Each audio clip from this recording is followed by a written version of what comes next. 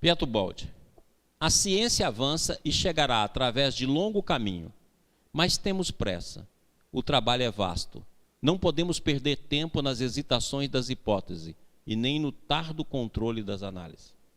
Olha, a ciência é hoje o patrimônio mais rico do conhecimento que nós temos na nossa era. A partir do final do século XIX, principalmente lá com Maxwell, Faraday, inaugurou uma fase muito importante que já vinha sendo desenvolvida desde lá de Galileu e que Francis Bacon, etc., que veio desenvolvendo. Mas quando chegou no nosso século XX, a ciência teve um avanço extraordinário e passou a ser o principal centro do conhecimento. E hoje se criou uma ideia de que o que não é científico não é verdade. Agora, a ciência que geralmente prega pelos meios de comunicação a partir do livro não significa que é ciência. Geralmente o que a gente lê é o que pensa um cardume de cientista. E esse cardume de cientista geralmente vai lá e sustenta o materialismo. Mas sustenta o materialismo não como descoberta científica, mas como dogma.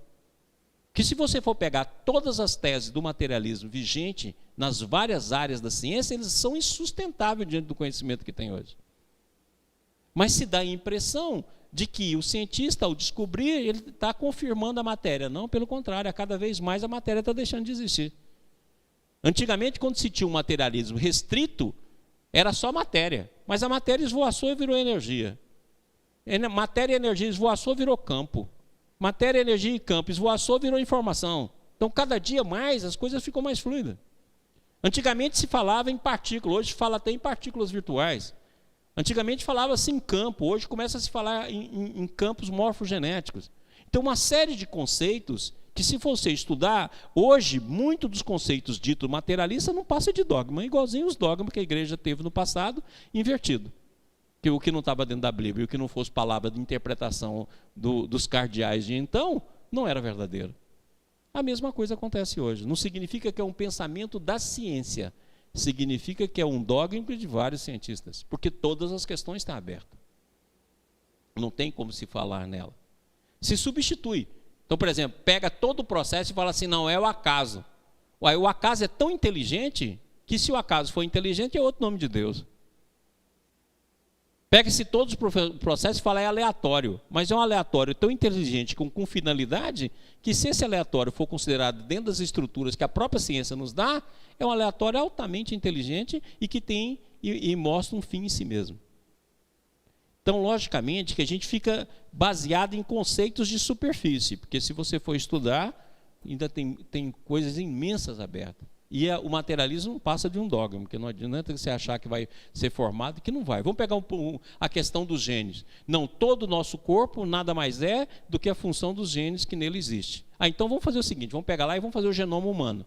Na hora que faz o genoma humano, a primeira coisa que descobre, que achava que tinha mais de 100 mil genes, da hora para outra só descobre que tem 23. Nós temos menos genes do que uma mosca dessas de fruta. Sabe essa moscona que faz barulho?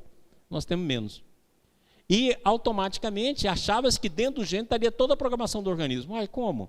Se descobriu que se todas as células têm o mesmo padrão, têm os mesmos processos, e principalmente as células, por exemplo, da musculatura do corpo e da perna, é a mesma da musculatura da mão, tanto o osso como a parte de cartilagem, como é que as funções são distintas? Como é que a forma é distinta? Então, aquilo que se achava que se pagou um recibo adiantado, né? Porque a ciência faz isso, alguns cientistas fazem isso, né? Sempre uma nota de crédito que no futuro vai ser comprovada, e o futuro chega e nada. E, na verdade, o que nós temos é que, até hoje, não se sabe de onde vem a formação do nosso organismo. Ou seja, como é que o nosso organismo forma a própria forma. E colocou tanta inteligência nos genes, que tem o qual o Richard Dawkins foi lá e colocou até que a gente é egoísta, ou seja, tem até sentimento. É pior do que a alma lá de Aristóteles, lá do passado. Então, consequentemente, a ciência vai demorar nesse processo, porque é hipótese, é teoria. Então, se nós formos esperar o externo, é um longo caminho.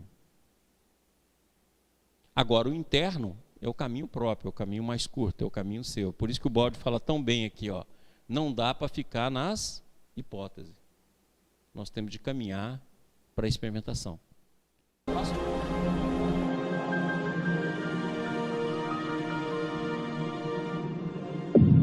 IBS, Instituto Brasileiro de Benemerência e Integração do Ser. www.ibis.org